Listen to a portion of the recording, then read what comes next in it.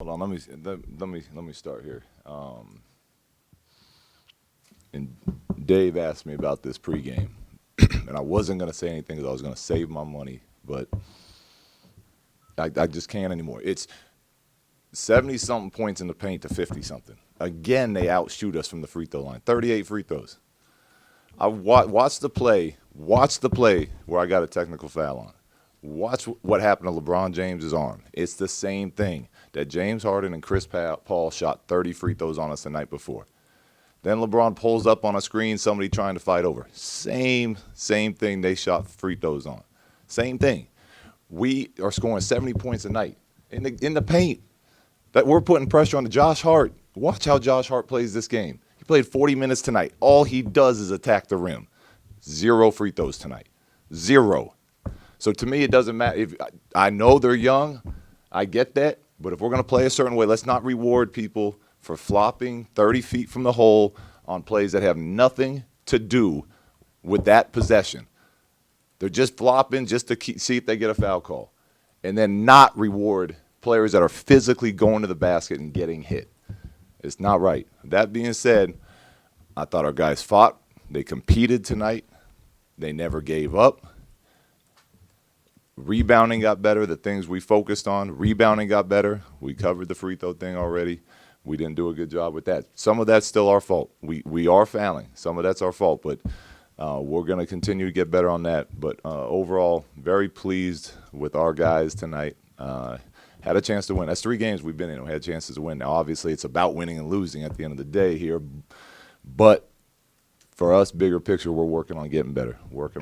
So it's a tough one to take, but we'll be back in the gym again tomorrow doing it all over. Go ahead now. Yeah.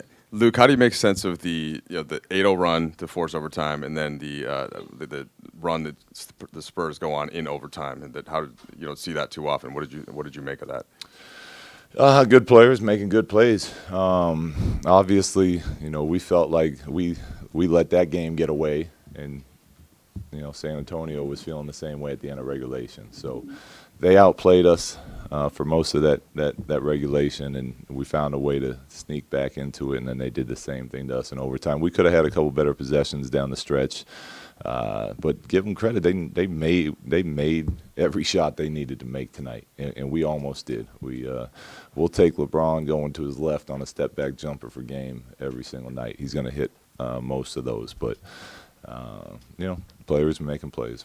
Is it more frustrating to lose when you make a run like that and to force overtime, or is it the same?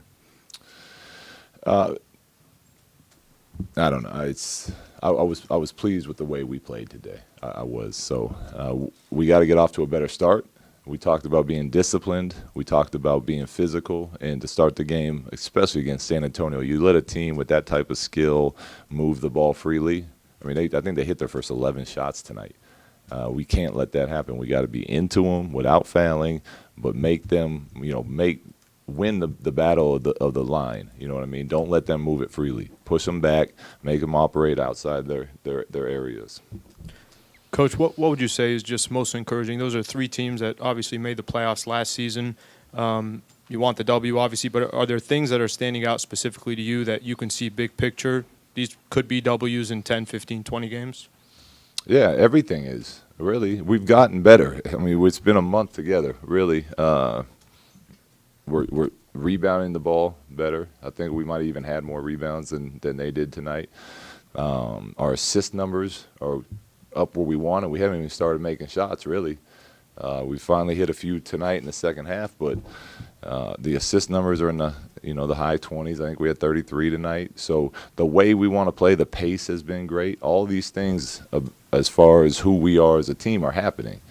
And now, we gotta close out games. We gotta get stops down the stretch, not foul down the stretch, things like that. But we're making. I feel very good about where we're headed.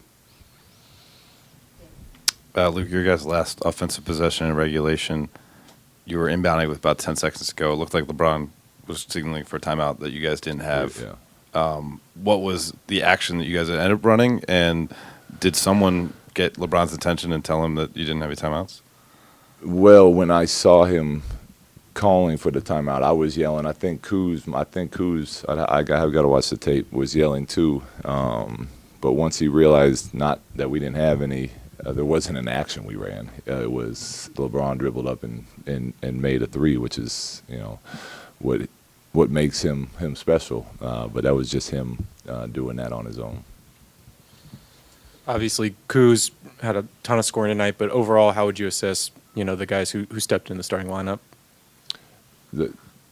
How do I assess the guys Yeah, what do you think the guys that started tonight? Yeah. They were good. Kuz, his mentality is awesome, right? Like he knows he makes mistakes. He knows he needs to get better on defense, but he doesn't take it personal. He texted me after the last game, said that'll never happen to me again. I mean, that'd be nice if it never did. I'm sure it will, but that's his mentality. And then he comes in and he works and he works and he works.